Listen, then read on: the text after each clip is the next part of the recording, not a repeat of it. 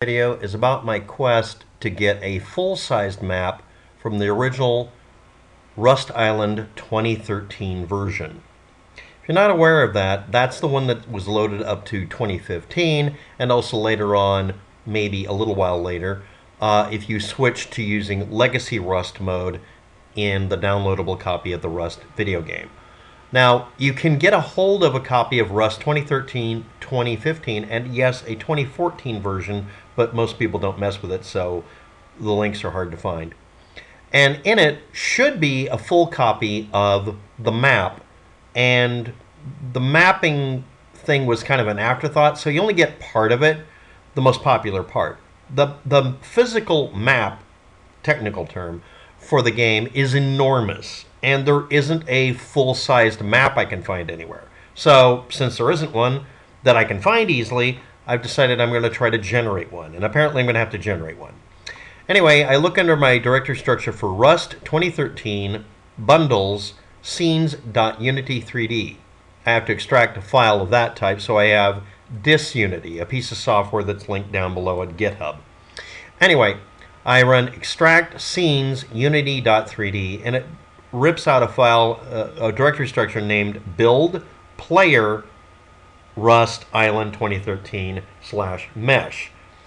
And in it, we have one road mesh, which is the low-resolution general pathway for the road to go through.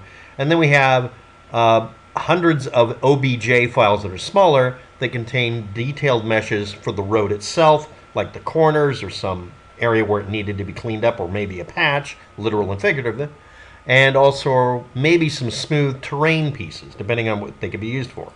These are made as generic physical objects that are rendered as a 2D sheet that is warped.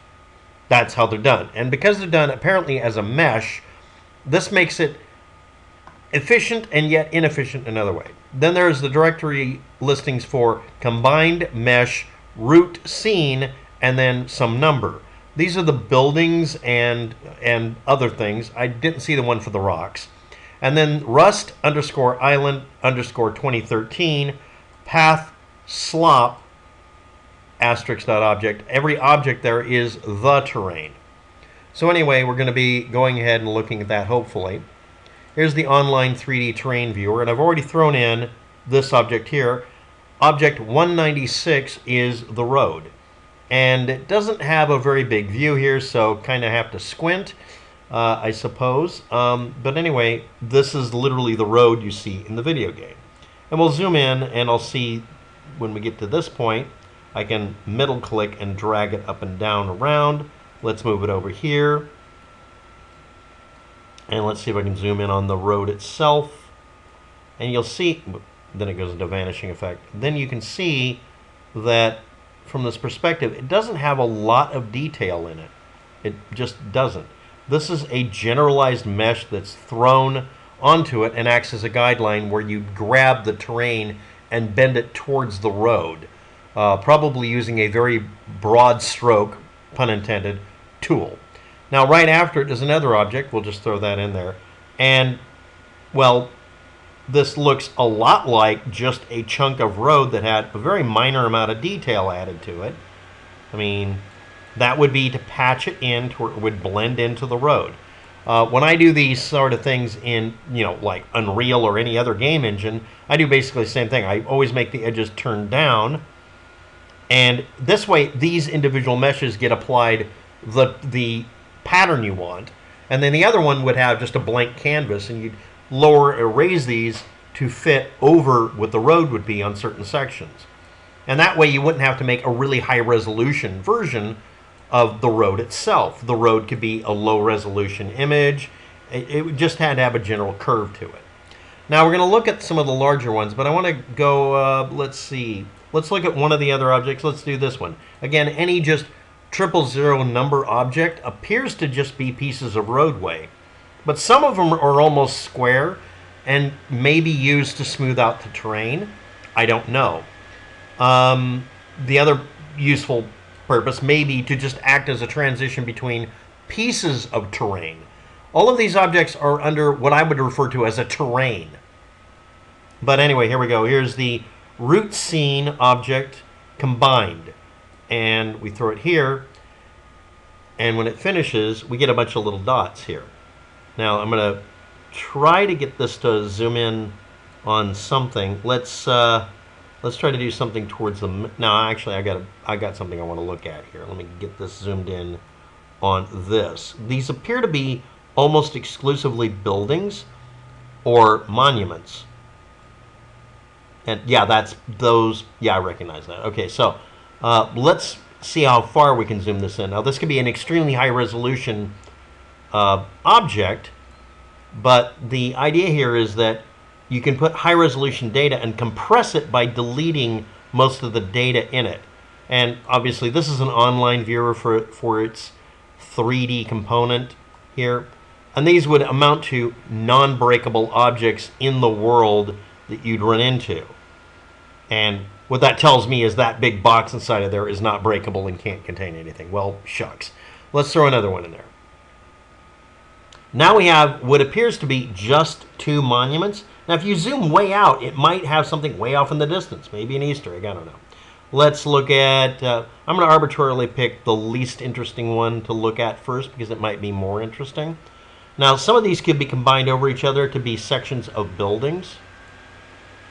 Like this could literally just be part of a building and the rest of it could be rendered as another one of those meshes.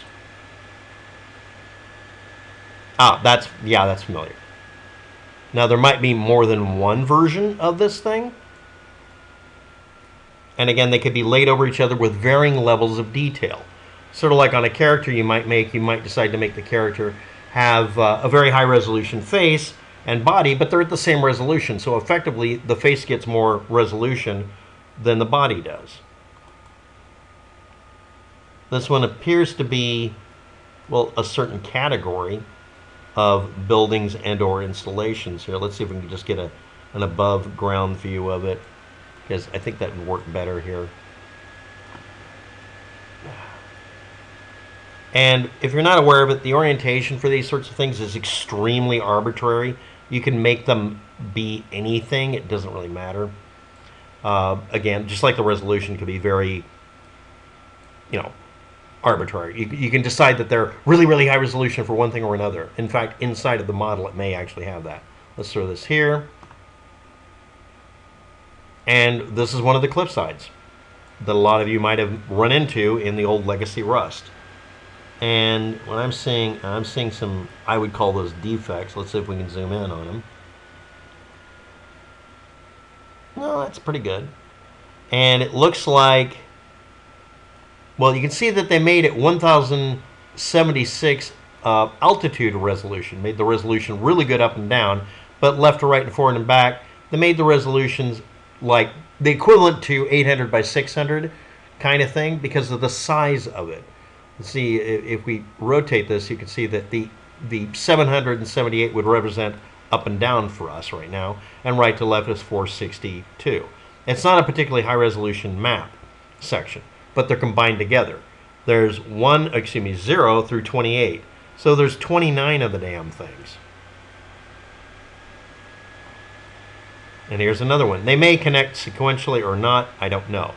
I would have to, if I wanted to rebuild this just to get a stupid screenshot so I could get a high resolution version of the original map, because that was what my stupid quest started out as, I'd have to put a lot of effort into putting all these pieces together in a 3D editor. This looks like one of the valley areas, and those definitely look like, this looks like an area that'd be very large for you to run across. Let's see if we can get Mount Rushmore. Here we have, this is one of the weird ones I noticed. They have chopped them up. What they do is for optimization reasons, these OBJ files, object files for 3D, if you cut out parts you don't need, it makes them take up less space. It's still 10 megabytes. But that way it's two that would be fixed position with each other. Is this something? Yeah, that's very low resolution. Let's do this one. I'm not seeing the ones for all the boulders yet. I think those are just objects and placement positions. Entity positioning things. There's a flat area someone flattened out for something right there, and that looks like a section of the road being curved around, and then they would place the road template over the top and then the road detail over the top of that.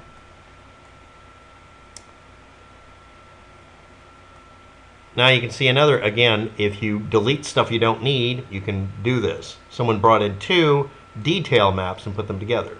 And these could intersect with each other. Let's do this. Again, okay.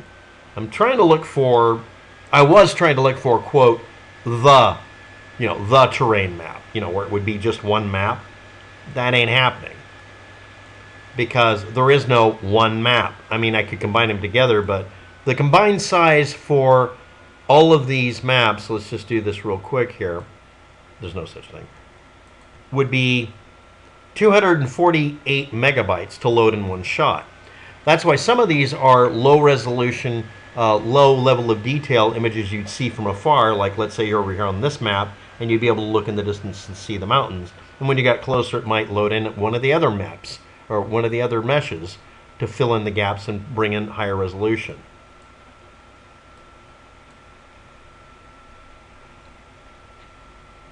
And there's an example of someone combining two meshes together and sitting there and weaving them to make one true mesh. They don't show any seams, and that became an area that needed to have high resolution. If you combine these edges of a map, let's say you did this one with another one over here, when you got up to the top of the hill or down here, you might see the seam visibly in the game. And the idea is remove that problem by doing these intermediate pieces that connect them together, which also can have higher resolution. Anyway, I thought this might be interesting to some people. There are still tools for tearing apart old video games like this. Yeah, that actually looks familiar. Wait, I've been playing the game of Legacy Rust for about a week or so now, futzing around with it. And before that, I was doing literally anything else. But anyway, that's a guide to the file set. Rust 2013 bundles, scenes, unity3d, and the subgrouping is BuildPlayer-rust _island _2013, just the meshes. Another file somewhere, which I'm going to have to dig up somewhere, will maybe have a much more, maybe it'll have the generalized map. Now, the way I would do these in the past for mapping would be you'd have one terrain, and you'd have one broad stroke color pattern for it that you would use for an overhead map, which they didn't do. And that way you could have lighting on it and stuff like that, make a really cool render.